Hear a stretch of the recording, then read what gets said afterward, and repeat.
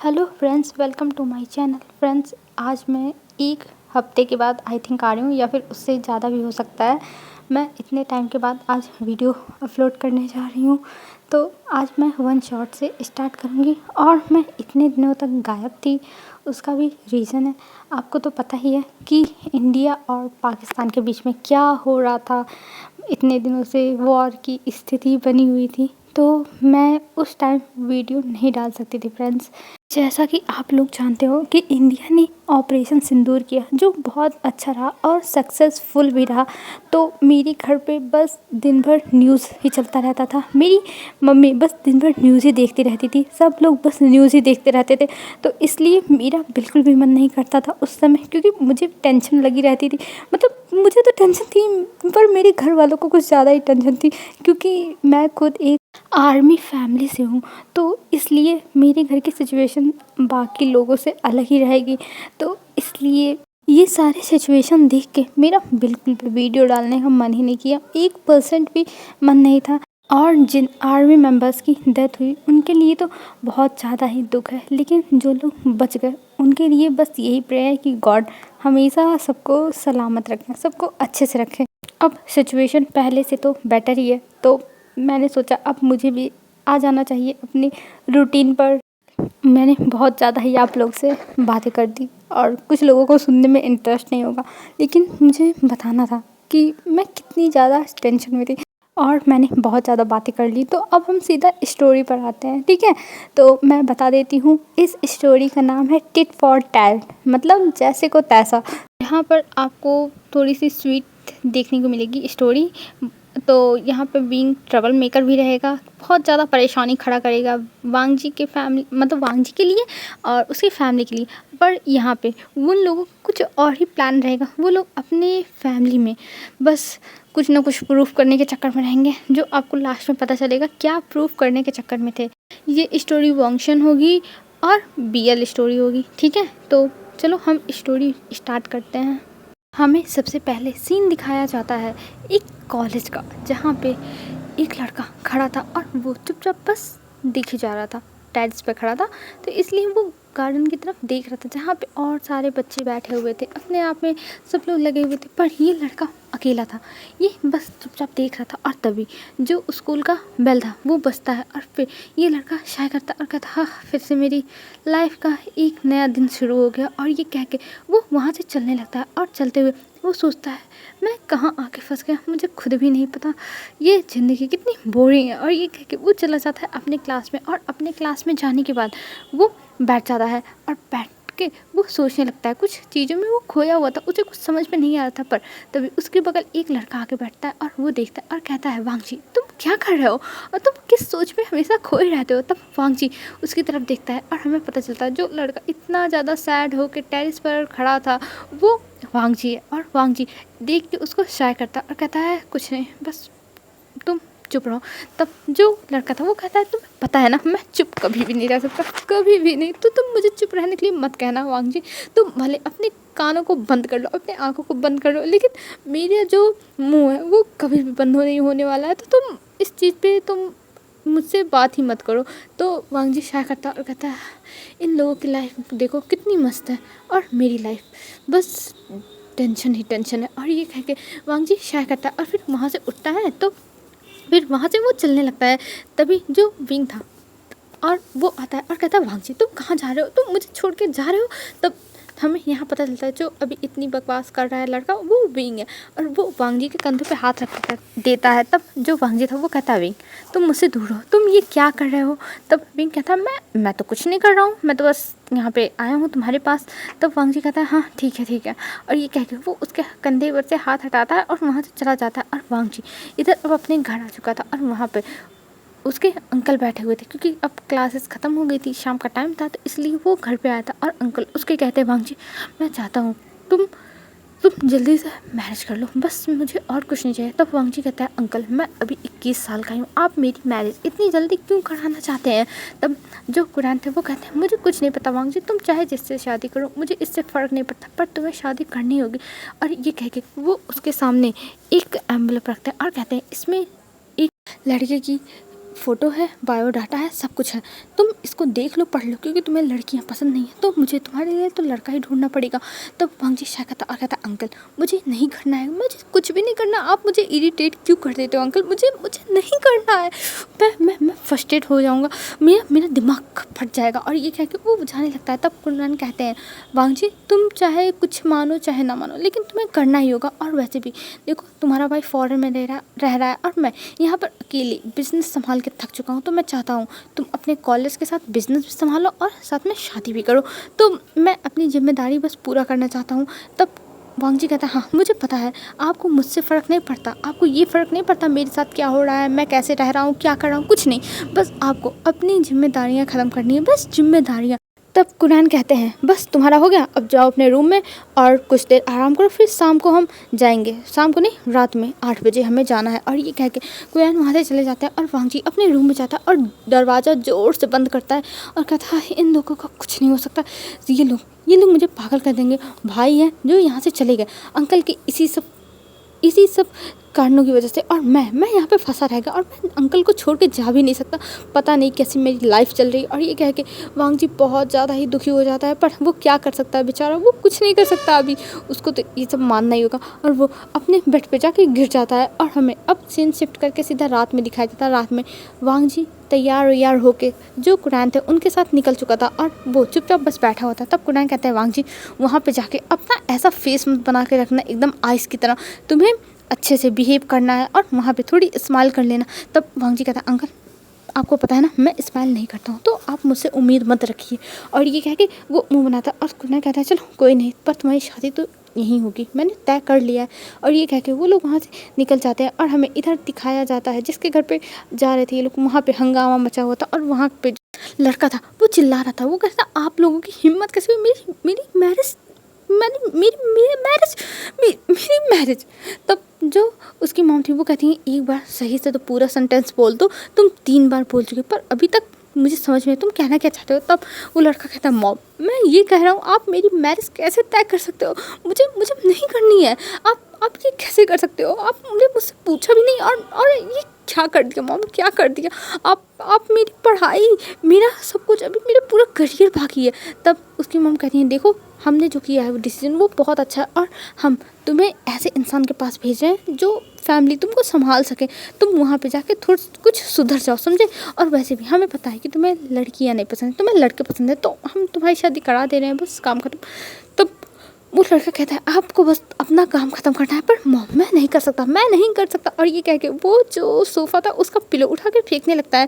तब जो उसकी मॉम थी वो कहती हाँ सुन रही हूँ तुम नहीं कर सकते, लेकिन अगर मेरे जो फ्लावर वॉश हैं इतने महंगे वो सब टूटे तो देख लेना मैं तुम्हें तोड़ दूँगी और तुम्हारी हड्डियाँ इतनी जगह से टूटेंगी तुम्हें खुद नहीं पता चलेगा। और ये कह के वो रूम में जाने का इशारा करती है। तब वो लड़का फेंक देता है और भाग जाता है अपने रूम में।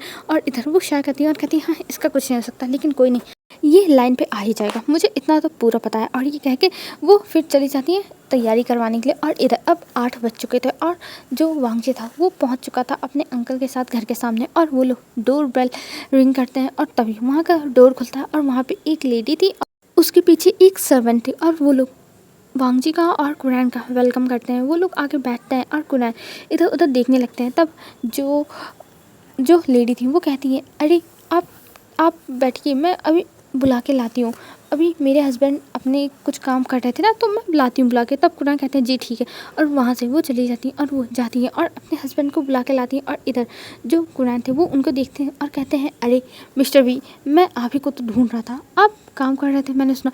तब जो मिस्टर वी थे वो कहते हैं हाँ मैं कुछ काम कर रहा था तो मुझे लगा कि आप लोग को लेट होगा, पर आप लोग तो एकदम अपने टाइम से हैं और लैंस अभी तक अपना जो पंचुअलिटी है उसको ख़त्म नहीं किए कि हमेशा हर चीज़ टाइम पे करना चाहिए। तब कुरैन कहते हैं हाँ ऑफ कोर्स हमें हर चीज़ टाइम पर ही करना चाहिए, हर चीज़ टाइम से।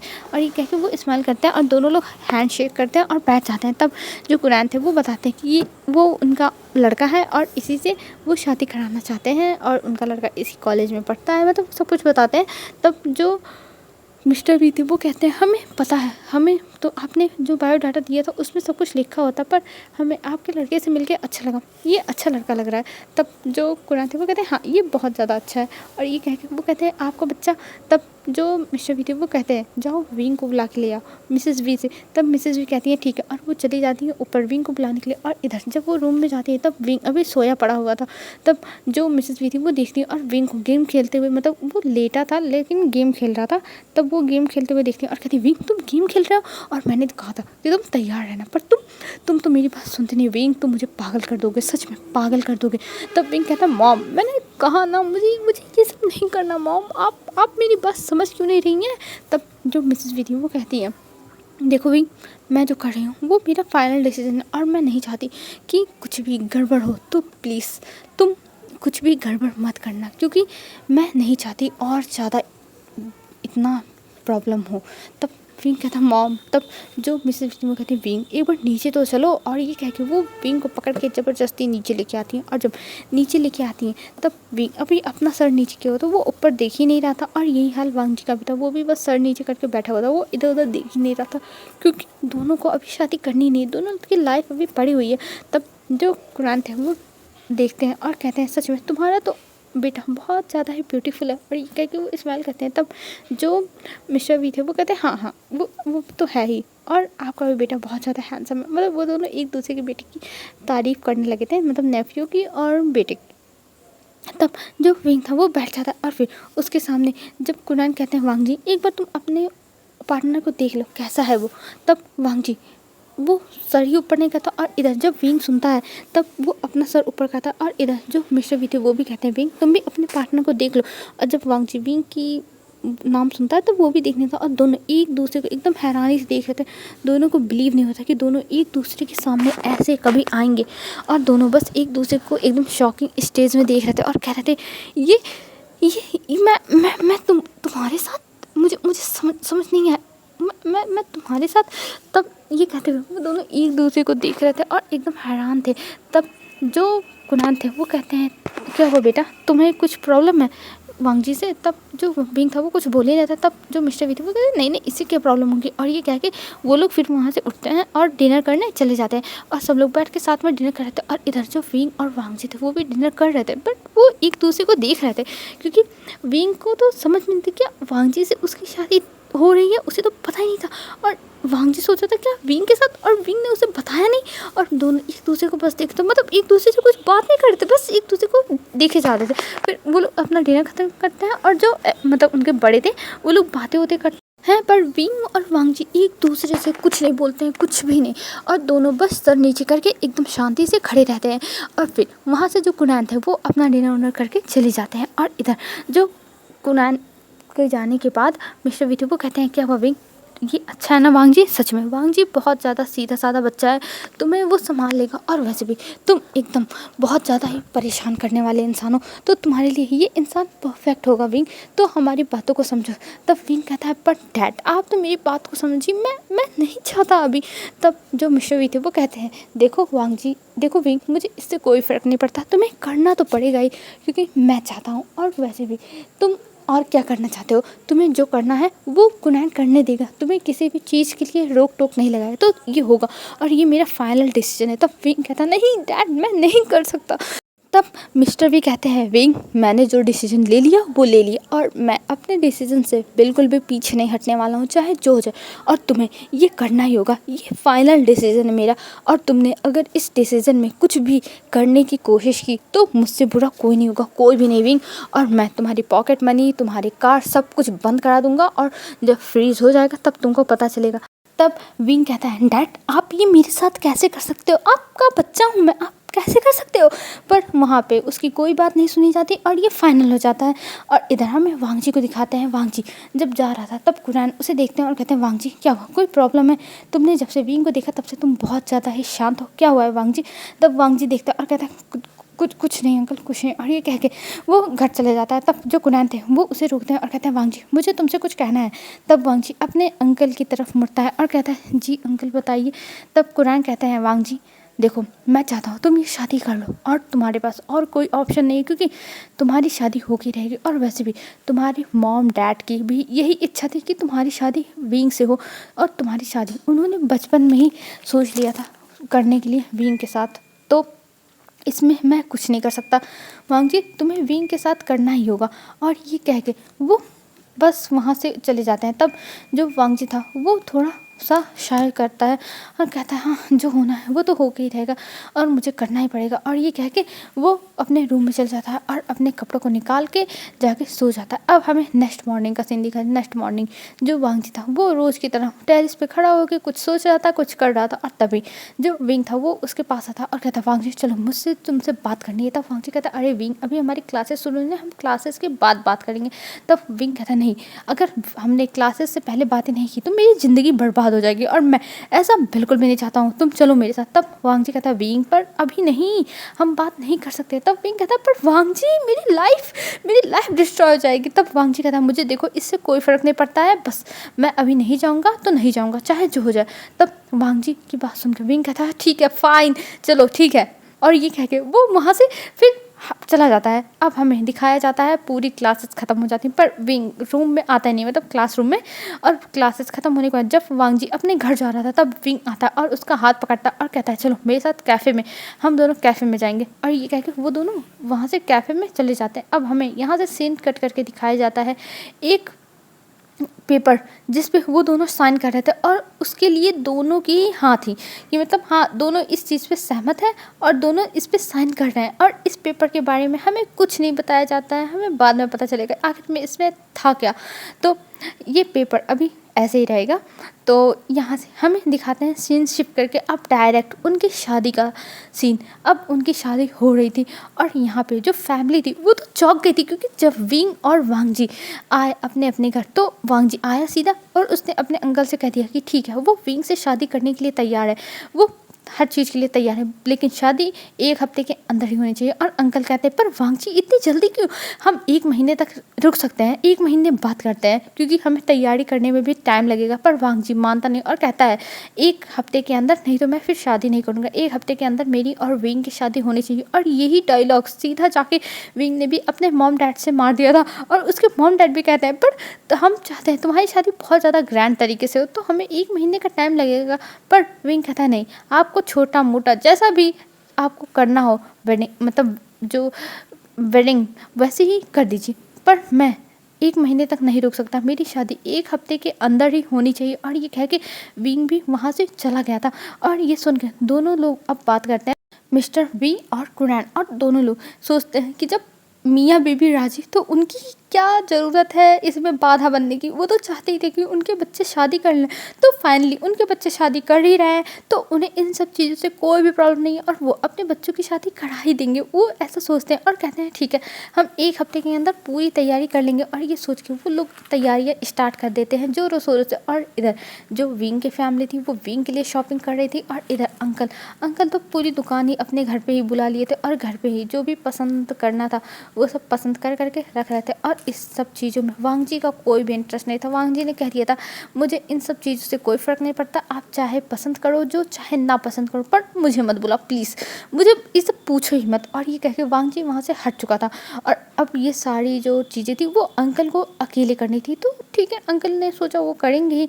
और ये सोच के अब यहाँ पे तय हो जाता है कि आखिर में अंकल ही सब तैयारियाँ करेंगे। और इधर जो विंग था उसने भी सेम डायलॉग मारा अपने घर पे कि उसे फ़र्क नहीं पड़ता है, आप लोग जो करना चाहो वो कर सकते हो, लेकिन वो यहाँ पे अब नहीं करेगा, इसका भी सीधा यही मैटर था। तो यहाँ से हम सीन शिफ्ट करके दिखाते हैं अब डायरेक्ट उनकी शादी के दिन का विंग तैयार हो चुका था एकदम वाइट रोब्स में, और उसके सर पे एक वेल भी लगा दी गई थी। लेकिन जो विंग था वो उस वेल को निकाल देता और कहता क्या मैं आपको लड़की लगता हूँ, मैं कोई लड़की नहीं हूँ जो आप मेरे फेस पे वेल लगा रही हो, मॉम आप मेरी बेइज्जती करा दोगी। तब जो मिसेस वी थी वो कहती है पर विंग बेटा ये तो अच्छी बात है ना कि तुम्हारे चेहरे पे वेल रहेगा, तुम्हारा चेहरा कोई देख नहीं पाएगा, बहुत अच्छी बात रहेगी।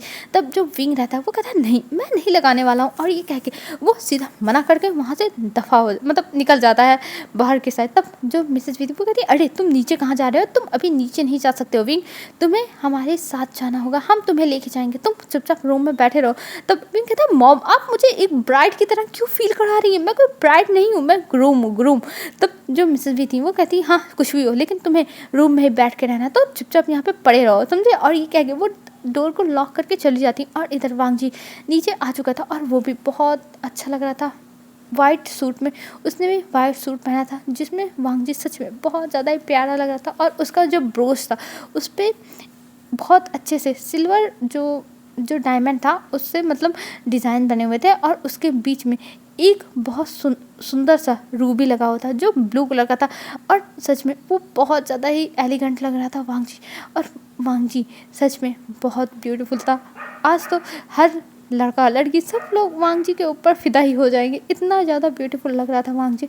पर अब वांग जी जा रहा है विंग के झोली में, तो अब कोई भी उसके ऊपर चांस भी नहीं मार सकता है। ये बहुत बुरी बात हुई और सबके लिए।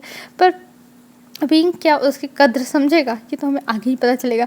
तो अब हमें दिखाते हैं कुछ टाइम के बाद अब विंग को बुलाने के लिए कहा जाता है। तब थोड़ी देर के बाद मिसेस वी विंग को लेके आती हैं, उसका हाथ पकड़ के और फिर उसको लाके वहीं स्टेज पे खड़ा कर देती हैं। और फिर जो वहाँ के प्रीस्ट थे वो शादी की जो रिचुअल्स थे उन्हें स्टार्ट कर देते हैं और उनकी रिचुअल्स जो करनी थी वो शुरू हो जाती है। और लास्ट में उन्हें एक दूसरे को रिंग पहनाने को कहा जाता है। तब जो वांग जी और विंग थे जो कस्में वादे लेने थे, प्रॉमिसेस करने थे, वो प्रॉमिस करने के बाद वो लोग अब एक दूसरे को रिंग पहनाते हैं। और जब किस की बारी आती है तब दोनों बहुत ज़्यादा ही नर्वस हो जाते हैं। और जो उनके जो रिलेटिव थे वो लोग कह रहे थे, मतलब कजन्स भी कुछ थे, तो वो लोग कह रहे थे किस करो। पर ये दोनों इतने ज़्यादा नर्वस थे कि इनके तो दिमाग में कुछ आ ही नहीं रहा था कि आखिर में ये करे तो करे क्या, किस ये नहीं करेंगे, कभी नहीं करेंगे। मतलब इनके दिमाग में यही चल रहा था।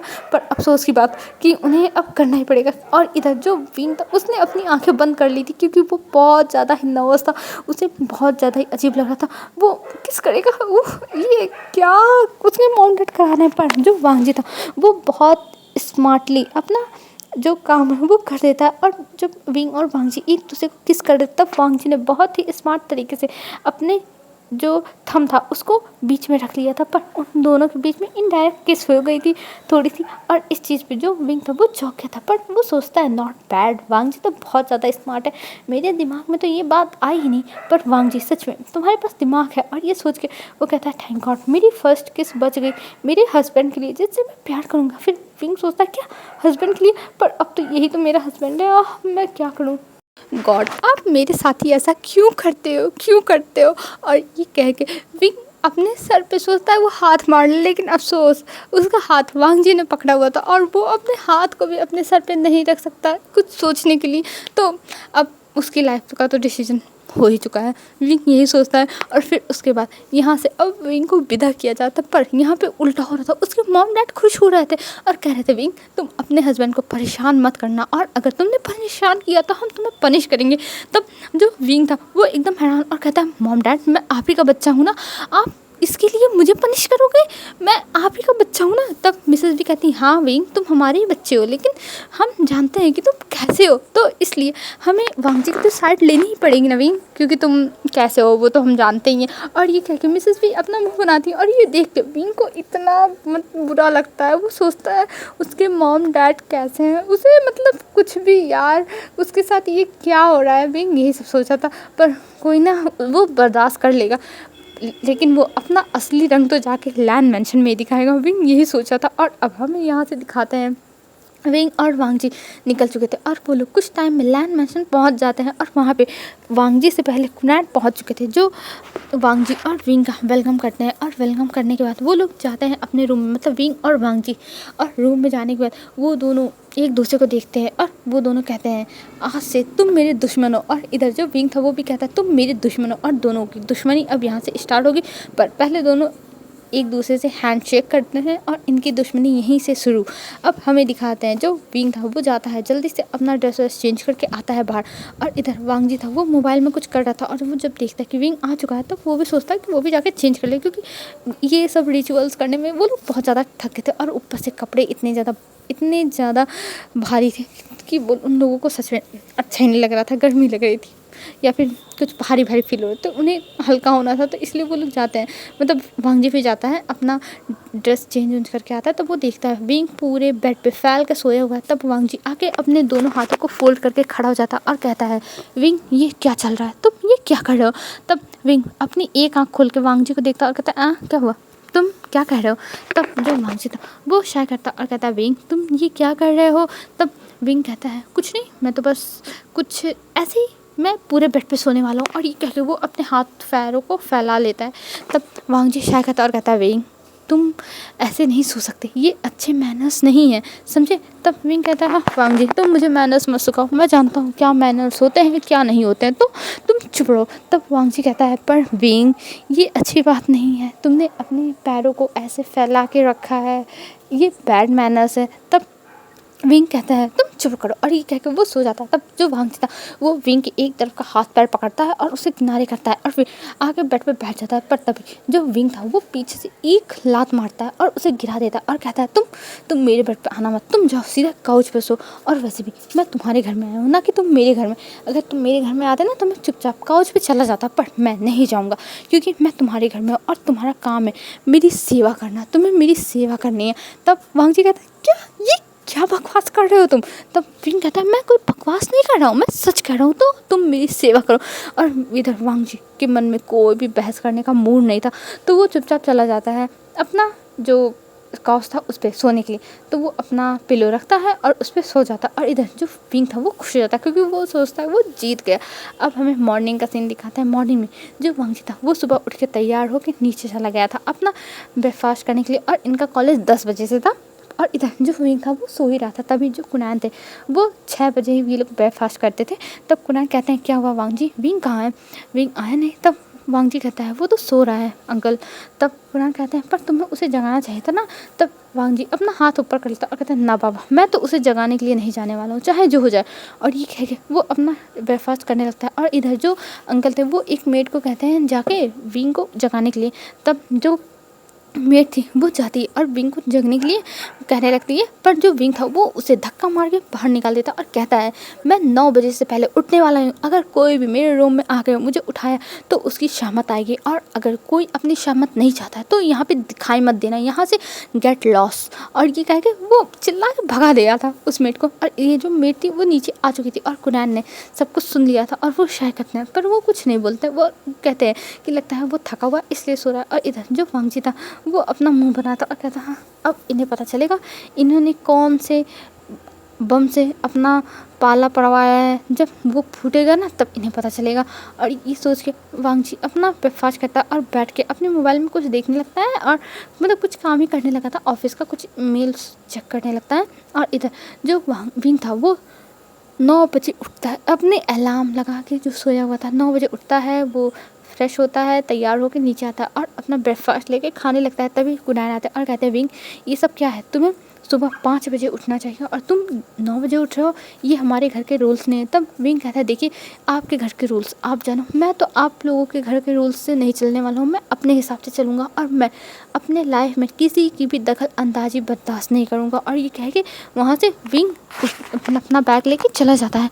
और इधर जो वांग जी था वो भी देखता है कि हाँ 9:30 हो चुका है, 10 बजे से क्लासेस हैं, तो वो भी जाने लगता है। तब कुनैन कहते हैं वांग जी तुम विंग को समझाओ, तुम्हारी बात मानेगा, तुम उसके हस्बैंड हो। तब वांग जी कहता है देखिए अंकल ये शादी आपने कराई थी और मैं भी इसमें इंटरेस्टेड नहीं था, विंग भी इंटरेस्टेड नहीं था, तो मुझसे मत कहिए, आप जाके बात करिए विंग से, क्योंकि आपने ही उसे पसंद करके लाया ना, तो हो सकता है कि वो आपकी बात मान ले, तो आप ही जाके देख लो। और ये कह के वो मुंह बना के वहाँ से चला जाता है। और इधर जो कुनैन थे वो गुस्से में थे, ये दोनों लड़के ये दोनों बस अपने मन के हैं, वो क्या करें। और ये सोच के वो बैठ जाते हैं और वो फिर मेड से अपने लिए ग्रीन टी मंगाते हैं और पीने लगते हैं, और कह रहे थे सच में ये दोनों मुझे पागल कर देंगे, मैं इनकी भलाई चाहता हूँ, पर ये दोनों मेरी बात सुनने को तैयार ही नहीं। और ये कह के वो अपना मुंह बनाते हैं, पर वो कुछ भी नहीं कर सकते थे अभी। और फिर हमें यहाँ से सीन शिफ्ट करके दिखाया जाता है अब कॉलेज में विंग और वांग जी एक दूसरे को फूटी आँख नहीं देख रहे थे, और दोनों बस एक दूसरे से दूर दूर बैठे हुए थे और मुंह बना रहे थे। और इधर एक लड़का था जिसने बड़े बड़े से चश्मे लगाए थे, और वो ये सब देखता है और वो फ़ोन करके किसी को अपडेट दे रहा था कि आखिर में विंग और वांग जी के बीच में कॉलेज में क्या चल रहा है।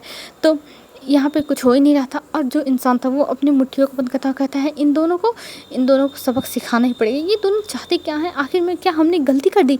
वो बस यही इतना कह के फ़ोन कट कर देते हैं, और इधर जो लड़का था वो बस देखे जा रहा था इन दोनों को, पर वो ऐसा शक नहीं होने देना चाहता था कि उसे यहाँ पे किसी ने भेजा है और वो किसी को खबर पहुंचा रहा है, तो इसलिए वो बस देख रहा था। और हमें यहाँ से अब सीन शिफ्ट करके दिखाते हैं घर पे। अब दोनों आ चुके थे और इधर जो विंग था वो तो सोफे पे फैल के बैठा हुआ था और वो आइसक्रीम खा रहा था, जो देख के कुरान को गुस्सा आ रही थी। और कुरान सोच रहा था मैं कैसा ओमेगा अपने घर ले आया, मुझे तो विश्वास नहीं हो रहा कि मैं इसको ले आया, सच में मुझे बहुत ज़्यादा गुस्सा आ रहा है। कुरान यही सोच रहा था, पर कुरान अब कुछ नहीं कर सकते, कुरान के हाथ से बात निकल चुकी है, तो कुरान क्या कर सकते हैं। और इधर जो विंग था वो बैठ के खाया जा रहा था और हंस रहा था। और ये सब देख के कुरान को भी गुस्सा आती है और वो सोच रहे थे ओ गॉड वो क्या करें आखिर में इस लड़के का, पर वो क्या कर सकते हैं, कुछ नहीं कर सकते हैं। तो इधर विंग था जो वो खाया जा रहा था और इधर कुरान थे जो बस विंग को देख के बहुत ज़्यादा परेशान हुए जा रहे थे। अब हमें यहाँ से सीन शिफ्ट करके दिखाया जाता है वांग जी को। वांग जी अपने रूम में बैठ के कुछ बुक्स पढ़ रहा था और यहाँ पे विंग आता है और वो कहता है वांग जी तुम क्या कर रहे हो। तब वांग जी विंग को देखता है और कहता है मैं बुक्स पढ़ रहा हूँ। तब विंग कहता है अच्छा। और ये कह के वो वहाँ पे जो मतलब फ्लावर वास था और कुछ महंगे चीज़ें थे उन्हें उठा के पटक देता है वांग जी के सामने। और वांग जी उसे हैरानी से देखने लगता है ये क्या स्टूपिड थिंग है, तुम ये क्या कर रहे हो, मतलब उसकी आंखों से ये दिख रहा था। और इधर जो विंग था वो एक स्मग करता और फिर और भी चीज़ें फेंकने लगता है। और कुरान जब सुनते हैं इतने सारे फेंकने की आवाज़ें वो तुरंत उठ जाते हैं और कहते हैं आखिर में इन दोनों के बीच में चल क्या रहा है। और ये सोच के वो तुरंत भागे जाते हैं उनके डोर के पास। और अंदर से अब विंग और वांग जी की लड़ाई की आवाज़ें आ रही थी, दोनों लड़ रहे थे, मतलब एकदम जैसा लग रहा था कि एकदम घमासान युद्ध चल रहा हो, ऐसा लग रहा था। तो अंकल जो वहाँ पे सर्वेंट थे उससे डुप्लीकेट की मंगाते हैं और उनका जब डोर खोलते हैं तब उस रूम की हालत एकदम बिगड़ी हुई थी। मतलब जो सोफ़ा था उसकी बैंड बजी पड़ी थी, सोफ़ा सब फट चुका था और जो वहाँ पे बुक्स रखे थे सब ऐसे फैले हुए थे। और जो वहाँ पे पॉट वोट रखे हुए थे, जो डेकोरेशन का सामान था वो सब ऐसे टूटा फूटा पड़ा हुआ था, जिनके अभी तक आवाज़ आए थे। और बिस्तर की तो हालत एकदम ख़राब थी, पूरा जो उस पर ब्लैंकेट रखा हुआ था और पिलोज थे सब कुछ फटे चिटे थे। और इधर विंग और वांग जी ऐसे पोजीशन में थे जो देख के अंकल हैरान, अंकल अपने सर पे मारते हैं और कहते हैं तुम दोनों नालायक ये क्या कर रहे हो, तुम दोनों क्या करना चाहते हो आखिर में। तब जो विंग था वो देखता है और कहता है आपके कहने का मतलब क्या है, मैं नालायक नहीं हूँ समझे। और ये कह के वो अपनी मुंह बनाता है। तब अंकल कहते हैं विंग ये तुम क्या कर रहे हो, तुम्हें ये सब नहीं करना चाहिए विंग। तब विंग कहता है देखिए मुझे इससे कोई फ़र्क नहीं पड़ता आप क्या सोचते हो क्या नहीं सोचते हो, पर मैं जानता हूँ कि मैं क्या कर रहा हूँ और मुझे इससे कोई फ़र्क नहीं पड़ता है समझे। और आप मुझे ऐसे फोर्स नहीं कर सकते हो किसी भी चीज़ के लिए, मैं यहाँ पे आया हूँ बस शादी हुई है इसलिए, और ये सब मैं करूँगा। और ये कह के वो कहता है अब इससे कहिए मुझे छोड़े। तब जो वांग जी था वो कहता है नहीं मैं नहीं छोड़ूंगा, तुम पहले छोड़ो। तब अंकल शाय करते हैं और कहते हैं वांग जी उसे छोड़ो। और इनकी हालत ऐसी थी जैसे मतलब जो वांग जी था वो दोनों मतलब एक दूसरे में एकदम जकड़े हुए थे, कोई किसी का कान पकड़ा था, कोई बाल पकड़ा था, कोई पैर पकड़ा था, अजीब ही उनकी पोजीशन थी। और वो पोजीशन कोई एक्सप्लेन भी नहीं कर पाएगा, ऐसी पोजीशन हो गई थी, आप लोग सोच लो। तो अब वांग जी कहता है ठीक है मैं इसके बाल छोड़ता हूँ, ये मेरा कान छोड़े। तब अंकल कहता है ठीक है विंग। तब जो वांग जी था वो जैसे ही बाल छोड़ता है वैसे जो विंग था वो कान छोड़ देता है और दोनों खड़े हो जाते हैं। तब अंकल कहते हैं आखिर में तुम दोनों के बीच में ये चल क्या रहा है, मुझे समझ में नहीं आ रहा, बताओ मुझे आखिर में तुम दोनों ये कर क्या रहे थे। तब जो विंग था वो कहता है कुछ नहीं हम तो बस योगा कर रहे थे। तब अंकल कहते हैं ओह ये योगा था, तो ये सब क्या है जो रूम में ये सब फैला हुआ है, कोई मुझे एक्सप्लेन करेगा। पर वांग जी वहाँ पे कुछ नहीं बोलता, वो अपना मोबाइल उठाता है, अपना एयरबड्स उठाता है और एक बुक उठाता है और वो वहाँ से चला जाता है।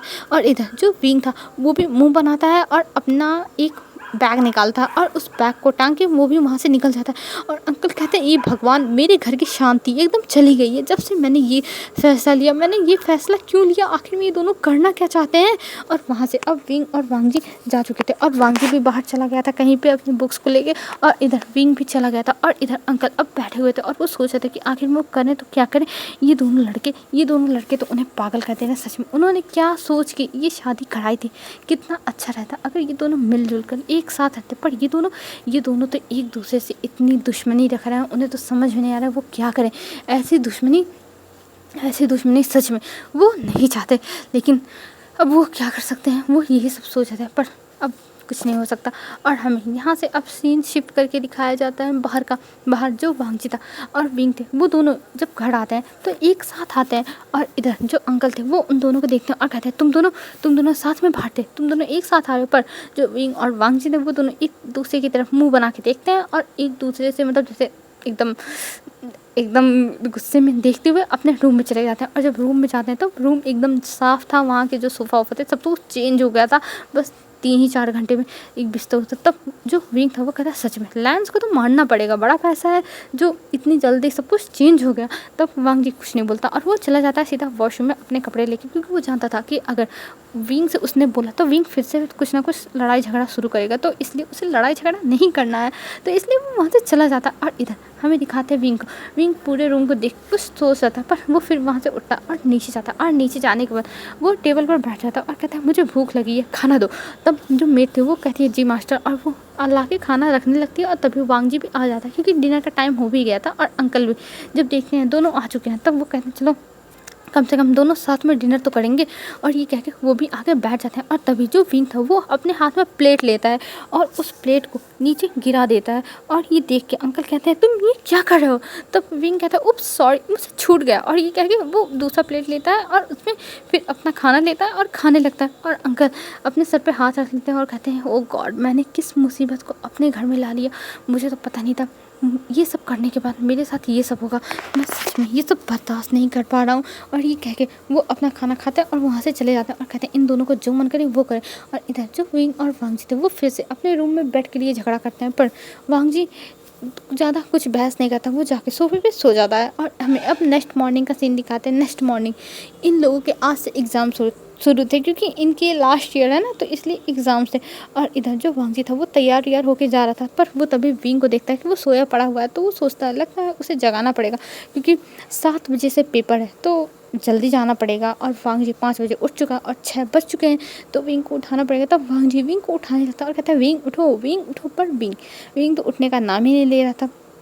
पर वांगजी कहता है मुझे कुछ तो करना ही होगा। और ये कह के वो कहता है विंग उठो, और ज़ोर ज़ोर से हिलाने लगता है। पर विंग कहता है ओह तुम क्या कर रहे हो, तुम मुझे परेशान क्यों कर रहे हो, तुम यहाँ से जाओ, तुम मेरे पीछे क्यों पड़े हो। पर जो वांगजी था वो मानता नहीं और वो कहता है नहीं मुझे इसे जगाना होगा, अगर नहीं जगाइए तब गड़बड़ हो जाएगी और इसके पेपर छूट जाएंगे। मतलब वांगजी तो अच्छा ही सोचा था ना विंग के बारे में, पर विंग को लगता था कि ये बस परेशान कर रहा है। तभी जो वांगजी था वो कहता है विंग तुम आज हमारे पेपर है और अगर तुमने पेपर नहीं दिया तुम फेल हो जाओगे।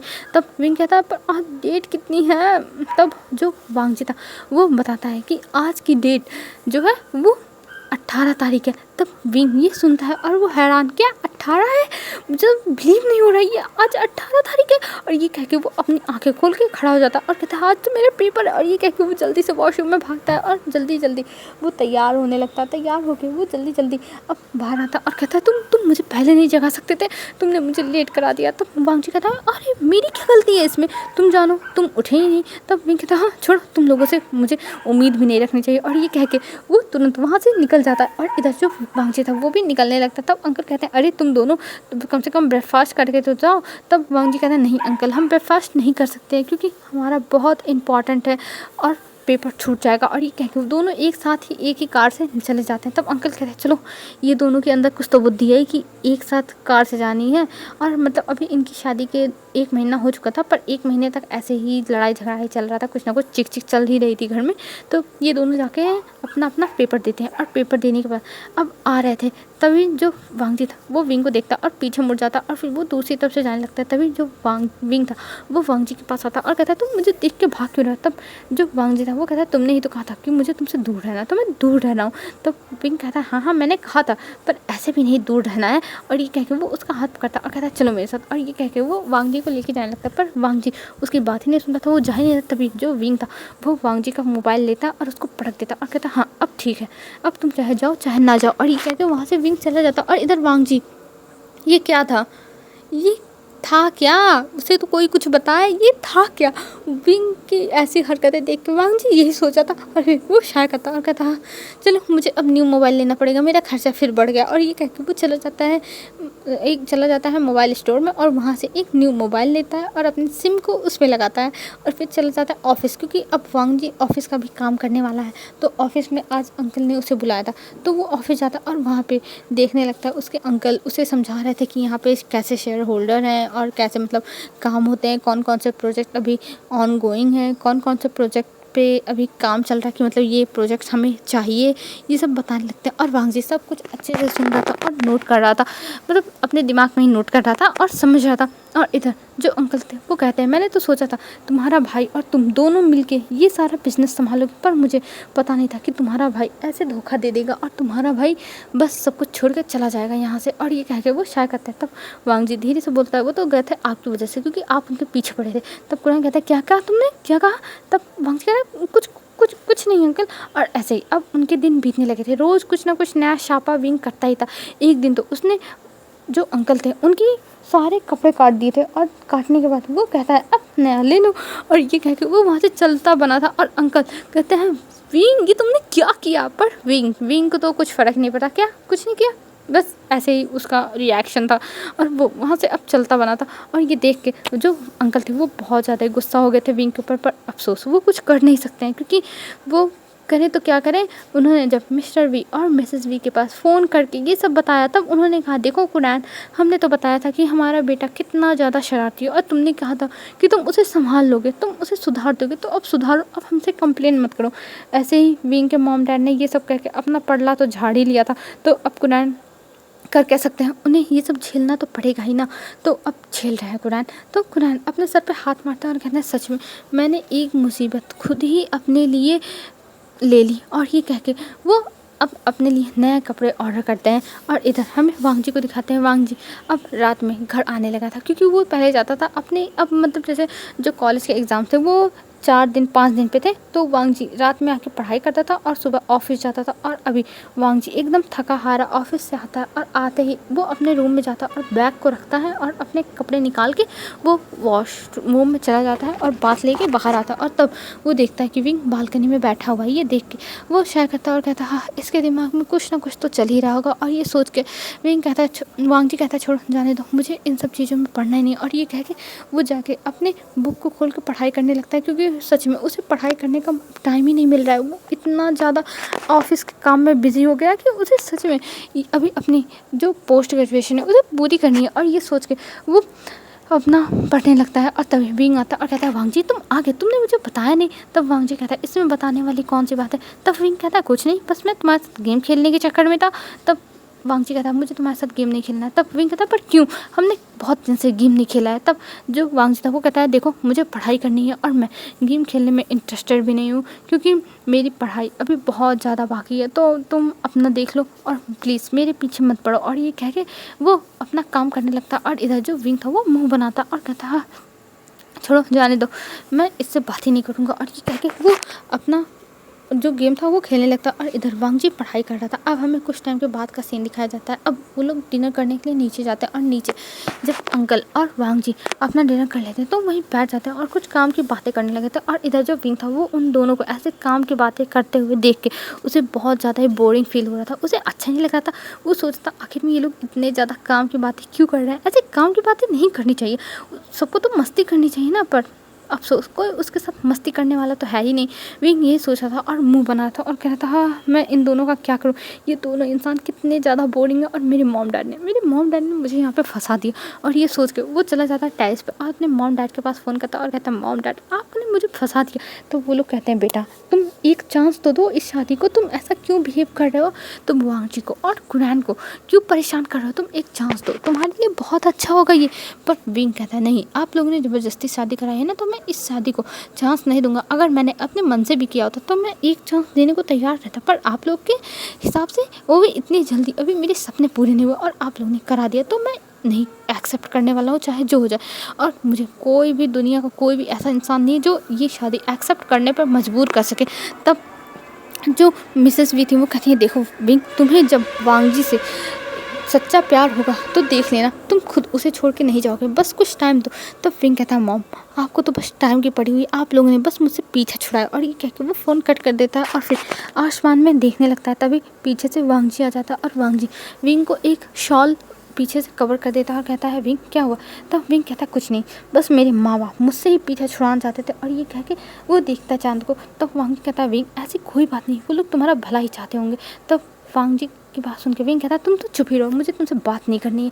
और ये कह के वो रूम में चला जाता और बेड पे सो जाता। और अभी स्थिति थोड़ी वांग जी के लिए सुधर चुकी थी, क्योंकि वांग जी जो था वो अब विंग के बगल में बेड पे सोने लगा था और इधर विंग आके सो गया था। और वांग जी जब आके देखता है कि विंग सो चुका है, तब वो भी चुपचाप जाके विंग के बगल में लेट जाता और वो भी सोने की कोशिश करने लगता है, क्योंकि अभी सुबह वो उठेगा, पेपर देने जाएगा, क्योंकि कल पेपर है, और फिर वो वहाँ से ऑफिस चला जाएगा। तो इसलिए अभी वांग जी सोने, इससे अच्छा वो सो ही जाए, क्योंकि उसके अंदर और ताकत नहीं है कि वो यहाँ पे बहस करे। वैसे ही ऑफिस में उसका काम कर करके दिमाग खराब हो रहा था, तो यहाँ पे बहस करने की हिम्मत उसमें नहीं है। अब हमें यहाँ से सीन शिफ्ट करके दिखाया जाता है मॉर्निंग का। मॉर्निंग में वांग जी उठ चुका था हमेशा कितना, और इधर विंग अभी घोड़े गधे बेच के सो रहा था और अभी एग्ज़ाम भी था। तो वांग जी सोचता उसे ही उठाना पड़ेगा विंग को एग्ज़ाम के लिए, नहीं तो विंग सोता ही रह जाएगा। ये सोच के वो जाता है और विंग को उठाने लगता, कहता है विंग उठो, विंग उठो। पर विंग तो कुछ रिस्पॉन्स ही नहीं कर रहा था, वो बस सोया हुआ पड़ा था। और इधर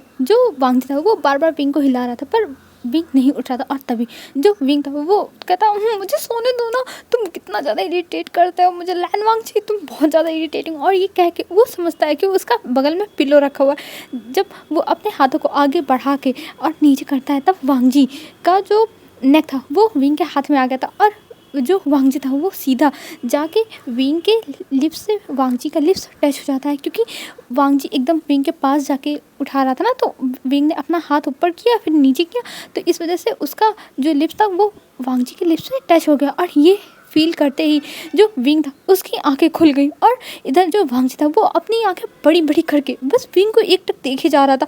और इधर जो विंग था वो भी एकदम शॉक में था, उसे भी नहीं समझ में आया ये क्या हो गया उसे। तो वो तुरंत बिना कुछ देरी किए वो तुरंत वांग जी को अपने आप से दूर करता और उठ के बैठ जाता है। तब जो विंग था वो कहता है तुम ये क्या कर रहे थे, और अपने लिप्स पर हाथ रख लेता है। और इधर जो वांग जी था वो भी अपने लिप्स पे हाथ रखा होता और वो कुछ नहीं बोलता है।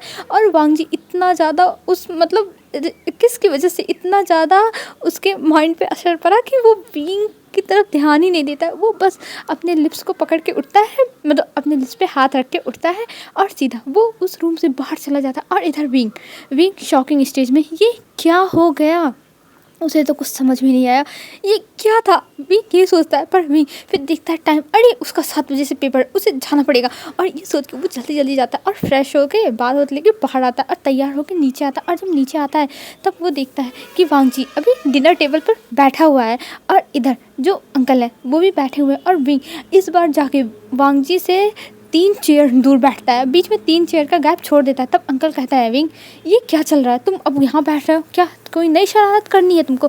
तब विंग देखता और कहता है अंकल मैं क्या बस शरारतें करता रहता हूँ, मैं कोई शरारत नहीं करने वाला हूँ, मैं बस ऐसे ही, बस मेरा मन नहीं था। तब जो अंकल कहते हैं कि क्या बेवकूफ़ी है विंग, मन नहीं था मतलब।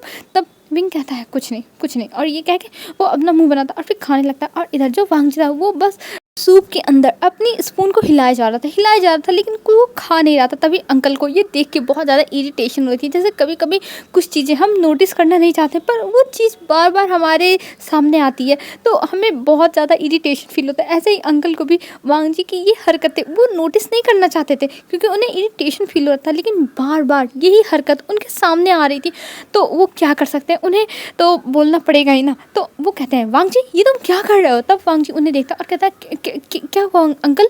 तब जो कुरैन थे वो कहते हैं वांग जी तुम ये क्या कर रहे हो, तुम मुझे बहुत ज़्यादा इरिटेट कर रहे हो। तब वांग जी कहता है पर मैंने क्या किया। तब अंकल कहते हैं तुम ये सूप के अंदर बस अपने स्पून को हिलाए जा रहे हो, ना पी रहे हो ना कुछ कर रहे हो, कोई प्रॉब्लम है, कोई दिक्कत है तो मुझे बताओ, ऑफिस में कोई दिक्कत हुआ है।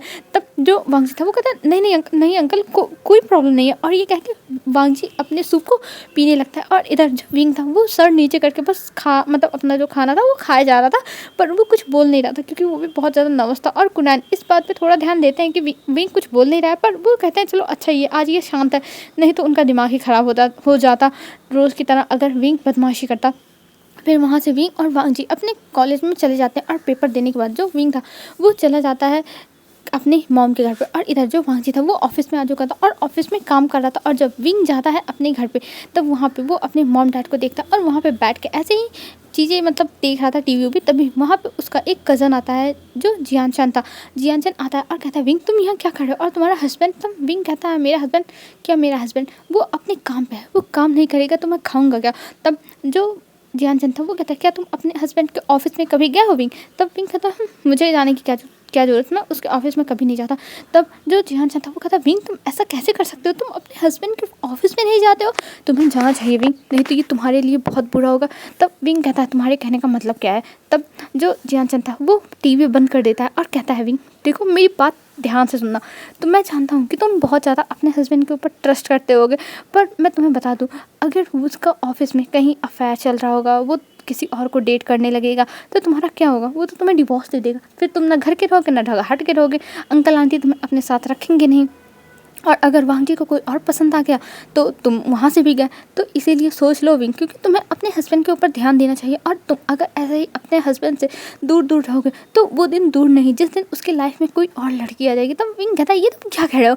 तब जो वांग जी था तब जो जियानचन था वो कहता मैं सच कह रहा हूँ विंग, और ये सच्चाई है, अगर तुम अपने हस्बैंड से दूर दूर रहोगे तो वो कहीं ना कहीं अपने लिए कोई और पार्टनर ढूंढ लेगा और फिर तुमको आगे डिवोर्स पेपर थमा देगा। और विंग यही चीज़ इमेजिन भी करने लगता है कि वांग जी एक लड़की के साथ आया है और उसके मुंह पे डिवोर्स पेपर फेंक के मार रहा है और कह रहा है तुम मेरी ज़िंदगी से चले जाओ, तुम मेरी मेंशन से चले जाओ, अब ये मेरी वाइफ है और यही मेरे साथ रहने वाली है। और ये विंग अभी सोच रहा था, तभी जियानचन उसे हिला देता और कहता विंग तुम किस सोच में हो विंग। तब विंग कहता हाँ क्या हो जियानचन। तब जियानचन कहता है तुम क्या सोचो विंग।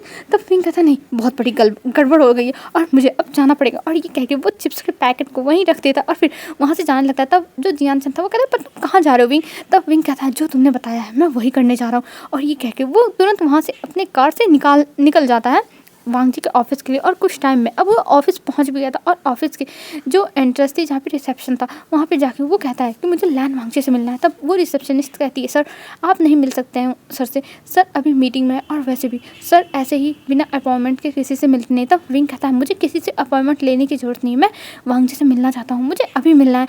पर वो रिसेप्शनिस्ट उसे जाने नहीं देती और वहाँ पर तभी एक लड़की आती है जिसका नाम सीसी था और वो आके खड़ी होती है और वो कहती है मुझे वांग जी से मिलना है। तब वो लोग पूछते हैं मैम आपका अपॉइंटमेंट है। तब सीसी कहती है नहीं है पर मुझे मिलना है। तब उसे जाने देते हैं और ये देख के विंग का तो दिमाग घूम जाता है और वो कहता है आप ऐसा कैसे कर सकते हैं, उसे जाने दिया बिना अपॉइंटमेंट और मुझे क्यों नहीं जाने देना। तब वो लोग कहते हैं कि सर देखिए सीसी हमारे बॉस की फ्रेंड है तो हम उन्हें जाने देंगे, पर आपके बारे में हम नहीं जानते तो आप नहीं जा सकते हैं। तब जो विंग था वो कहता है मैं क्यों नहीं जा सकता हूँ, मैं उसका हस्बैंड हूँ और मेरी उसकी शादी हुई है। तब जो रिसेप्शनिस्ट थी वो कहती सॉरी सर पर हमने आपके बारे में कुछ नहीं पता, और ऐसे बहुत लोग आते हैं जो सर का बॉयफ्रेंड और हस्बैंड जो भी हो वाइफ ये सब बनते रहते हैं तो हम ट्रस्ट नहीं कर सकते हैं सर, आई एम सॉरी। और ये कह के उसे जाने के लिए कहते हैं और विंग अब चिल्लाने लगता कहता है तुम लोग की हिम्मत कैसे हुई, मैं आप लोग को छोड़ूंगा नहीं, मैं फायर करा दूंगा। मतलब विंग ऐसे ही चिल्लाने लगता है और इतना ज़्यादा शोर आ रहा था कि किसी को समझ में था आगे में इतना ज़्यादा शोर क्यों आ रहा है। तभी जो रिसेप्शन था वहाँ पे जो वांग जी का असिस्टेंट था वो आता है और वो विंग को देखता है और कहता है सर आप यहाँ।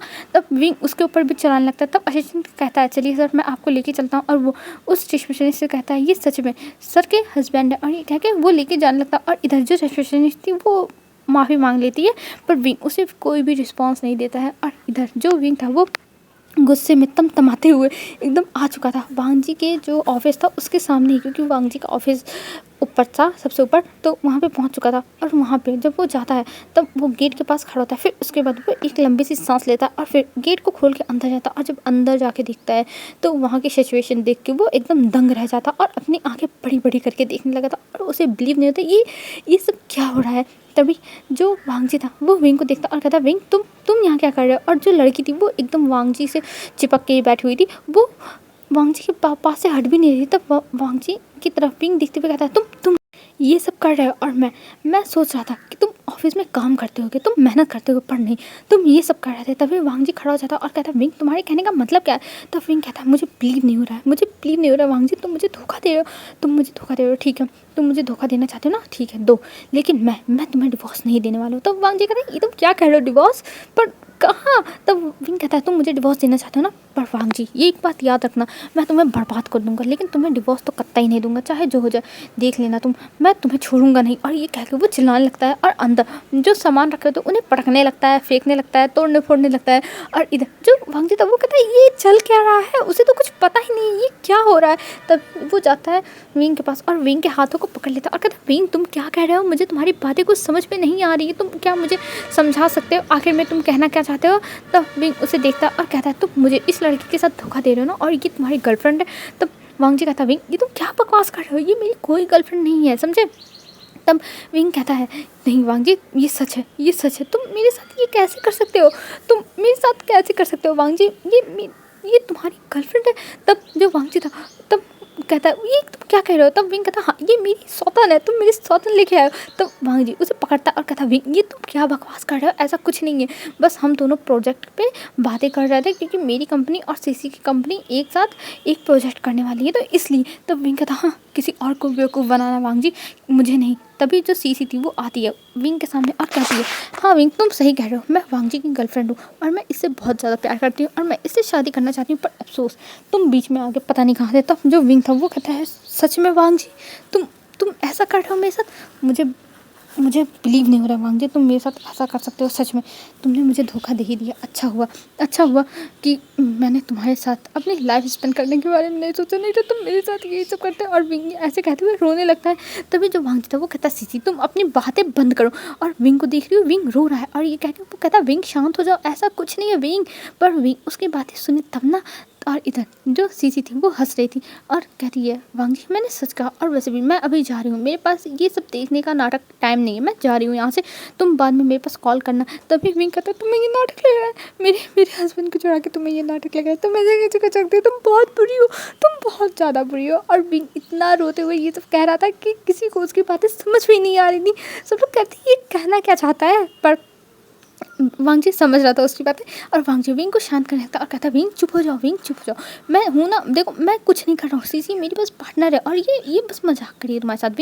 विंग तब विंग शांत नहीं होता। तभी कुछ टाइम के बाद अब वांग जी उसे लेके बैठ चुका था और इधर जो वो वांग जी था वो विंग को चुप करने लगा था, विंग को आइसक्रीम मंगवा के खिलाता है और भी कई चीज़ें खिलाता है। और विंग थोड़े दिन में शांत हो गया था, क्योंकि वांग जी अब उसे पैम्पर करने लगा था और विंग को पैम्पर होना बहुत ज़्यादा पसंद है। तो अब विंग शांत हो गया था। फिर वांग जी विंग को घर लेके आता और घर पे वो कहता है तुम जाओ रूम में, मैं जा रहा हूँ अपना स्टडी रूम में कुछ काम करने के लिए, मेरा कुछ काम बचा हुआ है। तब विंग कहता है ठीक है, और विंग अब रूम में जाता है। अब वो सोचता है कि उसे वांग जी को तो अपनी तरफ करना ही होगा, नहीं तो सब कुछ गड़बड़ हो जाएगा, सब कुछ गड़बड़ हो जाएगा। और ये कह के वो अब वहाँ पे अब वांग जी का वेट करने लगता है। अब पूरे रूम को उसने डेकोरेट कर दिया था, एकदम अलग ही तरह से कर दिया था। और जब वांग जी आता रूम में तो पूरे रूम को इतना बदला हुआ, मतलब पूरे रूम का नक्शा ही बदल चुका था।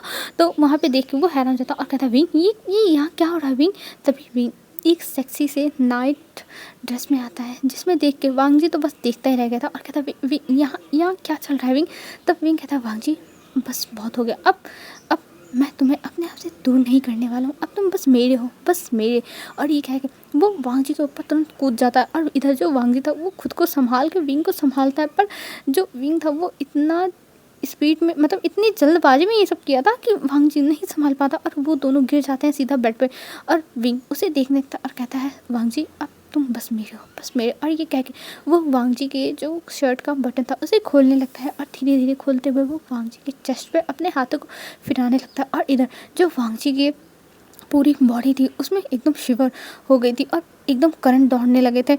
और वांग जी कहता विंग मुझे प्रोवोक मत करो, मैं तुम्हें छोड़ूंगा नहीं, ये बात याद रखना। तब विंग स्मॉक करते हुए कहता है कौन तुमसे छूटना ही चाहता है वांग जी। और ये कह के वो वांग जी के शर्ट को धीरे धीरे ओपन करके वहाँ से हटा देता है और फिर वो वांग जी के मस्कुलर बॉडी को देखने लगता है और कहता है नाइस, तुम जिम करते हो इसका मतलब। तब वांग जी कहता है ऑफ कोर्स मैं रोज़ सुबह करता हूँ जब तुम सोते हो। तब विंग कहता है ओह अच्छा ऐसी बात है। और ये कह के वो जो उसने नाइट रोज़ पहने थे एकदम जो सिल्क के थे उन्हें धीरे से ओपन करता है और उसे अपने कंधे से गिरा देता है। और जब वांग जी उसके बॉडी को देखता है तब उसके बॉडी को देख के वांग जी को पता नहीं क्या होता है, वो कुछ समझ नहीं पाता और वो देखता ही रह जाता है। तब विंग कहता क्या हुआ, मेरी बॉडी तुमसे ज़्यादा ही अच्छी है, और ये कह के वो एक स्माइल करता है। और वांग जी अभी इन सब चीज़ों पे ध्यान नहीं देता है, वो बस विंग की बॉडी को देख रहा था और फिर विंग को पलट देता है और विंग को कहता है सच में तुम्हारी बॉडी बहुत अच्छी है और मैंने इतने टाइम तक अपने ऊपर कंट्रोल कैसे किया ये तो मुझे ही पता है। और ये कह के वो विंग को किस करने लगता है और विंग के लिप्स पर किस करने लगता है बहुत ज़्यादा ही, और किस करते हुए कहता है बस मेरी हो विंग। और दोनों बहुत ज़्यादा ही पैशनेटली किस करते हैं। और फिर जब विंग को किस करने में बहुत ज़्यादा दिक्कत होने लगती है, सांस फूलने लगती है, तब वांग जी छोड़ देता है और फिर उसके नेक पे उसे ही किस देने लगता है, बाइट करने लगता है। और इधर जो विंग था वो मॉर्निंग काटा था, उसे सच में ये फीलिंग्स बहुत ज़्यादा लग रही थी। हाँ, कभी कभी वांग जी उसे जब टच कर लेता था तब उसकी बॉडी शिवर हो जाती थी, पर आज तो एकदम अलग ही हो रहा। और इस सब चीज़ों के लिए विंग ने अपना सबसे पहले कदम बढ़ाया है वांग जी की तरफ, तो अब विंग पीछे नहीं हटेगा, नहीं तो विंग की तो इंसल्ट हो जाएगी। विंग अपनी इंसल्ट कभी बर्दाश्त नहीं कर सकता और वांग जी उसका मजाक उड़ाएगा, वो अलग। विंग यही सब सोचा था और अब जो वांग जी था वो धीरे धीरे विंग के बेली पर आ जाता है किस करते हुए और वहाँ पर भी बाइट करने लगता है। और इधर जो विंग था वो वांग जी के हेयर्स में अपने हाथों को डाल दिया था। और हमें कुछ टाइम के बाद दिखाते हैं कि अब उस रूम से बस मॉर्निंग की आवाज़ें आ रही थी और वहाँ पे लव मेकिंग होने लगती है। अब हमें नेक्स्ट मॉर्निंग का सीन दिखाया जाता है। नेक्स्ट मॉर्निंग विंग और वांग जी उठते हैं। हाँ, विंग को थोड़ी दिक्कत हो रही थी पर वांग जी ने उसे दवा दे दी थी, तो विंग अब कुछ ठीक था। तब वो लोग नीचे आते हैं तैयार होके, और जब नीचे आते हैं तो अंकल उन्हें देखते हैं और कहते हैं मुझे तुम दोनों से बहुत इंपॉर्टेंट बात करनी है। तब जो विंग और वांग जी थे वो एक दूसरे को देखते हैं और कहते हैं अंकल पर आपको बात क्या करनी है। तब जो कुनैन थे वो देखते हैं और कहते हैं देखो मैंने बहुत कोशिश की तुम दोनों के बीच में सब कुछ सही हो जाए, तुम दोनों एक दूसरे से प्यार करने लगो, लेकिन अफसोस की बात है ये नहीं हो सकता। मैं जानता हूँ तुम दोनों एक दूसरे को कभी भी एक्सेप्ट नहीं कर सकते हो, तो ठीक है मैं अब तुम लोगों की लाइफ में कुछ भी इंटरफेयर नहीं करूँगा। और ये लो ये डिवोर्स पेपर है, तुम दोनों साइन कर दो और तुम दोनों एक दूसरे से अलग हो जाओ। तब दोनों एक दूसरे को देखने लगते हैं और अंकल कहते हैं लो विंग साइन कर दो, वैसे भी तुम वांग जी के साथ रहना भी नहीं चाहते थे और वांग जी तुम भी विंग के साथ रहना नहीं चाहते थे, तो तुम दोनों का अलग ही हो जाना बेहतर रहेगा, मुझे ये लगता है। और ये कह के वो डिवोर्स पेपर सामने रखते थे। तब जो वांग जी था वो कहता पर अंकल, तब कुनाल कहते हैं हाँ मैं समझ सकता हूँ कि तुम सोच रहे होगे कि मैंने इतना लेट कर दिया और मुझे अब अपनी गलती का पूरा रियलाइजेशन है कि मैंने क्या गलत किया था। और विंग तुम टेंशन मत लो, मैंने तुम्हारे मॉम डैड को बुला लिया और मैं उनसे बात कर चुका हूँ, उन्हें भी कोई भी ऑब्जेक्शन नहीं है तुम्हारी मैरिज को डिवोर्स में बदलने की, तो तुम टेंशन मत लो। तब विंग कहता है ये क्या है, मैं डिवोर्स। तब कुनाल कहते हैं विंग तुम्हें बोलने की कोई ज़रूरत नहीं, मुझे पता है तुम बहुत ज़्यादा खुश हो कि तुम्हारा डिवोर्स हो रहा है। और तभी वहाँ पे जो मिसेस वी और मिस्टर वी भी आ जाते हैं और वो लोग भी कहते हैं विंग तुम अपना सामान पैक कर दो, वैसे तुम्हें यहाँ का सामान ले जाने की ज़रूरत नहीं है, हम तुम्हारे लिए सब कुछ न्यू ले लेंगे और वैसे भी तुम्हारे पुराने सामान तो रखे ही हुए हैं और तुम्हें यहाँ से कुछ भी ले जाने की ज़रूरत नहीं है, चलो हमारे साथ और इस पेपर को साइन कर दो पहले, फिर हम यहाँ से चलते हैं, फिर तुम्हें यहाँ पर रहने की कोई ज़रूरत नहीं है, ठीक है। और हमने जो भी तुम्हारे साथ ज़बरदस्ती की उसके लिए हमें माफ़ कर दो, हमें तुम्हारी शादी ज़बरदस्ती लैन वांगची से नहीं करानी चाहिए थी। और ये कह के वो लोग विंग का हाथ पकड़ लेते हैं। तब विंग कहता है पर मॉम डैड आप लोग ये क्या कर रहे हो, आप ही लोग तो थे जो उन्होंने मेरी शादी कराई थी। तब जो मिसेस वी थी वो कहती है हाँ मैं जानती हूँ हमने ही कराई थी, पर विंग हमें अपनी गलती का रियलाइजेशन है, हमने बहुत बड़ी गलती कर दी और हमें ये गलती नहीं करनी चाहिए थी और हम इस गलती के लिए पछता भी रहे हैं, तो तुम हमारे साथ चलो। और ये कह के वो विंग को वहाँ से लेके जाने लगते हैं। पर जो विंग था उसे समझ में नहीं आता कि आखिर में ये क्या हो रहा है, मतलब उसकी फैमिली ये क्या कर रही है, उसे तो समझ में ही नहीं आ रहा है। और फिर हमें यहाँ से अब सीन शिफ्ट करके दिखाते हैं, अभी पूरी फैमिली बैठी हुई थी और इधर जो विंग और वांग जी थे वो दोनों एक दूसरे का हाथ पकड़ के घुटने पर बैठे हुए थे और कह रहे थे हम एक दूसरे को नहीं छोड़ने वाले हैं, चाहे जो जाए, हम एक दूसरे से बहुत प्यार करते हैं, बहुत प्यार, और हम आप लोग के कहने पर नहीं छोड़ेंगे। तब जो मिसेस वी थी वो कहती पर विंग बेटा तुम जानते हो कि तुम इसे पसंद नहीं करते, तो हम तुम्हारे लिए तो आसान कर रहे हैं सारी चीज़ें, हम और किसके लिए ये सब करेंगे, हम ज़रा बताना, तो हम तुम्हारे लिए तो कर रहे हैं। तब विंग कहता हाँ मॉम डैड मुझे पता है आप मेरे लिए कर रहे हो, पर मैं नहीं छोड़ना चाहता, मैं अभी यहीं रहना चाहता हूँ, मैं वांग जी के साथ रहना चाहता हूँ और मैं यहाँ से कहीं नहीं जाऊँगा, मैं वांग जी से प्यार करता हूँ मॉम डैड, प्यार करता हूँ। और ये कह के वो अपनी फैमिली को समझाने की कोशिश कर रहा था, पर वो लोग समझने को तैयार ही नहीं थे। वो लोग कह रहे थे नहीं हम नहीं छोड़ेंगे तुमको, हम तुमको यहाँ से लेके जाएंगे। पर जो विंग था वो समझने के लिए तैयार नहीं था। वो कहता है नहीं, मैं नहीं जाऊँगा, मैं वांगजी से प्यार करता हूँ। और दोनों हाथ पकड़ लेते हैं। और ये देखने के बाद कुछ टाइम के बाद वो लोग हंसने लगते हैं और हंसते हुए कहते हैं फाइनली तुम दोनों ने एक दूसरे के लिए अपना लव कन्फेस किया। तब वो लोग कहते हैं आप लोग के कहने का मतलब क्या है। तब जो मिसेस वी थी वो कहती है वांगजी और विंग, हम लोग जानते हैं कि तुम दोनों एक दूसरे से स्कूल टाइम से ही प्यार करते हो। तब जो विंग था वो उन्हें देखने लगता और कहता है क्या सच में, आप लोग को कैसे पता चला। तब जो मिसेस वी थी वो कहती है हाँ, हमें पता है तुम दोनों एक दूसरे से प्यार करते हो, और पर तुम दोनों ने इतनी ज़्यादा नफरत वाली चीज़ें क्यों की एक दूसरे के साथ। तब जो विंग और वांगजी थे वो दोनों सोफे पे आके बैठ चुके थे। और अब हमें यहाँ से पता चलता है कि आखिर में क्या चल रहा था इन लोगों के बीच में।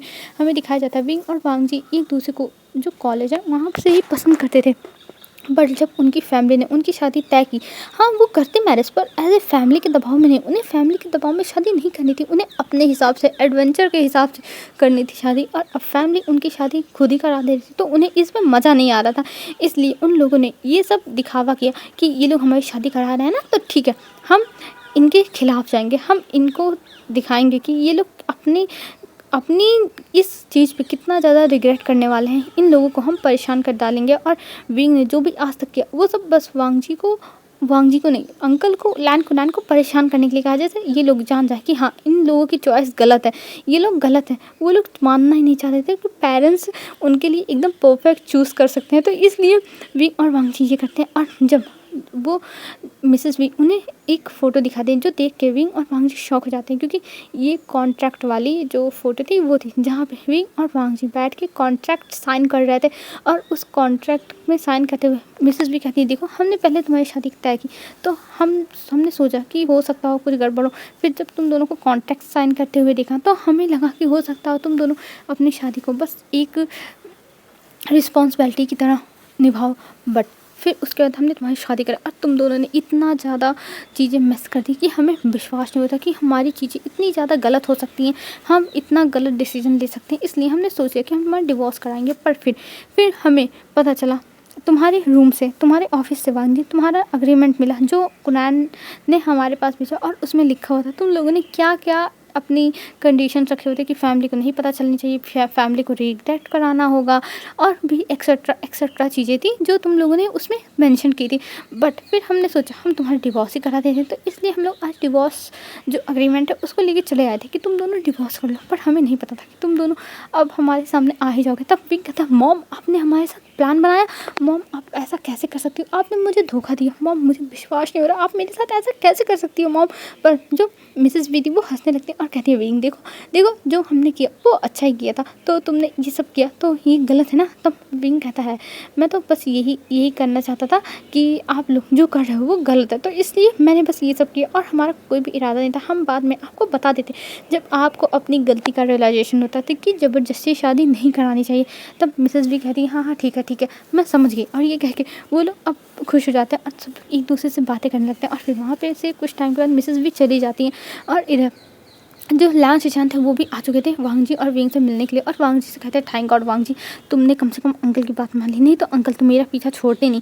तब वांगजी कहता हाँ ब्रदर ठीक है, अब आप भी कर ही लो शादी, क्योंकि अब आप अकेले कब तक रहोगे, बुढ़े हो जा रहे हो।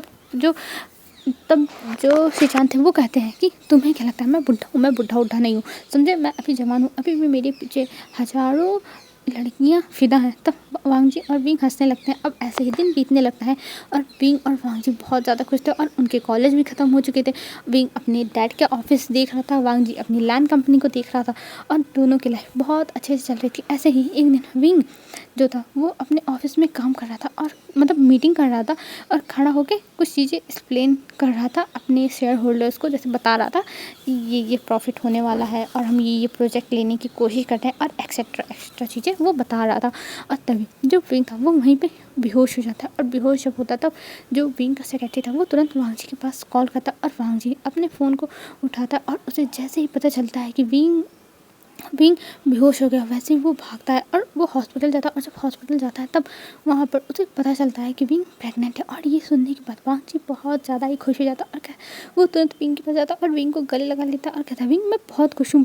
और विंग भी सच में खुश था, और पूरी फैमिली को ये बात बता दिया जाता, और पूरी फैमिली बहुत ज़्यादा खुश हो गई थी इस बात से। और अब जो लैंड फैमिली थी उसकी तो एकदम रंग ही बदल चुके थे। सब लोग बस विंग को पैम्पर करते थे, यहाँ तक लैन कुनैन भी विंग को पैम्पर करते थे। विंग अगर कोई भी शरारत करता था वो कुछ नहीं बोलते थे, वो हंस के टाल देते थे। मतलब विंग की लाइफ तो एकदम मस्त हो गई थी। और वो ऑफिस भी जाता था लेकिन बहुत कम, क्योंकि उसकी प्रेगनेंसी की वजह से बहुत ज़्यादा मूड स्विंग्स होते थे। तो इसलिए मिस्टर वी ही अभी अपने ऑफिस को देख रहे थे। और इधर ऐसे ही धीरे धीरे दिन बीतने लगते और वांग जी को भी विंग बहुत परेशान करता था। पर वांग जी सब कुछ बर्दाश्त करता था बस विंग के लिए और अपने बेबी के लिए कि हाँ, वो दो इंसान से प्यार करता है और वही लोग उसके ऊपर टेंट्रम्स थ्रो कर रहा है, कोई बात नहीं, वो संभाल लेगा। वांग जी यही सोचता था। और ऐसे ही अब दिन बीतने लगे थे और ऐसे धीरे धीरे 9 मंथ हो जाते हैं। 9 मंथ के बाद जो विंग था वो एक क्यूट से बेबी बॉय को बर्थ देता है, जो बहुत ज़्यादा ही स्वीट था। और उसको देखने के बाद जो विंग था वो बहुत ज़्यादा ही खुश हो गया था और वांग जी भी खुश हो गया था। और उसका विंग और वांग जी ने नाम रखा था लैन सिजुई, जो सुन के पूरी फैमिली बहुत खुश थी, क्योंकि इतना अच्छा बेबी बॉय, वाओ कितना ब्यूटीफुल था। और उसकी आंखें एकदम वांग जी की तरह थी, उसके लिप्स और उसके वो मोल एकदम विंग की तरह था। और उसके चीक्स इतने ज़्यादा चबी थे जो देख के विंग का तो मन करता था बस हमेशा उसके जो चीक्स हैं उसे खींच ले। ये सोच के वो हंसता था और वांग जी कहता था तुम मेरे बेबी के साथ ऐसा नहीं कर सकते। और ऐसे ही अब विंग अब चला आया था घर पे भी, और घर पे भी उसकी ऐसी हैप्पी लाइफ बीत रही थी। और विंग सोचता है कि हाँ, कितना अच्छा हुआ कि मेरी शादी वांग जी के साथ होगी और हमें जल्दी ही रियलाइज़ होगा कि हमारे पेरेंट्स ने हमारे साथ अच्छा ही किया। भले हम लोग उनको गलत साबित करना चाहते थे, सब कुछ अच्छा हुआ और मेरी लाइफ इतनी अच्छी चल रही है। मुझे तो बिलीव नहीं हो रहा है कि मेरी लाइफ इतनी अच्छी चल सकती है। और ये सब सोचते हुए विंग स्माइल करता और कहता सच में मेरी लाइफ अच्छी है, बहुत अच्छी है। और ये सोच के वो अपनी गॉड को थैंक यू करता है और कहता है थैंक यू गॉड, मुझे इतनी अच्छी फैमिली देने के लिए। और अभी हमें वांग जी और उसके बेटे आइवान को दिखाया जाता है। वांग जी और आइवान दोनों चिल्लाते हैं विंग तुम कहाँ हो, और विंग कह रहा था मैं आ रहा हूँ, तुम दोनों मुझे शांति से बैठने नहीं देते। और इधर जो विंग था वो कहता है थैंक गॉड कि मुझे इतनी अच्छी फैमिली मिली, पर ये दोनों मुझे परेशान करके रख देते हैं। और ये कह के वो सोफे पर से उठता है और जाते हुए स्माइल करता है और कहता है मैं अपनी फैमिली के साथ बहुत खुश हूँ, बहुत खुश। और वो तुरंत रूम में जाता है और विंग जो था वो आइवान और वांग जी के ऊपर चिल्लाने लगता है तुम दोनों अपना सामान खुद नहीं ले सकते हो, तुम दोनों बस मुझे ही बुलाते रहते हो, तुम दोनों अपना सामान ढूंढ लिया करो। मैं तो दोनों के ऊपर ही चिल्ला रहा था, क्योंकि अभी आइवान जो था वो अपने स्कूल बैग प्रिपेयर कर रहा था और जो वांग जी था वो अपनी वॉलेट, अपना की और भी कुछ चीज़ें थी उनको ढूंढ रहा था। तो अब ये एफ यहीं पे ख़त्म होती है, क्योंकि विंग हमेशा वांग जी और आइवान के पीछे परेशान ही रहेगा और ऐसे ही चिल्लाता रहेगा। लेकिन इनकी एक स्वीट सी और हैप्पी फैमिली है जिसको विंग बहुत प्यार करता है। तो ये एफ यहीं पे ख़त्म होती है। हेलो फ्रेंड्स, आज के लिए बस इतना ही। और बताना ही ये एफ कैसा लगा, तो जैसा भी लगा हो यार बताना ज़रूर कैसा लगा। तो आज के लिए बस इतना ही फ्रेंड्स, बाय बाय फ्रेंड्स, कल मिलते हैं एक न्यू वीडियो में। और जैसा भी हो प्लीज़ कमेंट करना, प्लीज़ प्लीज़। तो ठीक है, बाय बाय।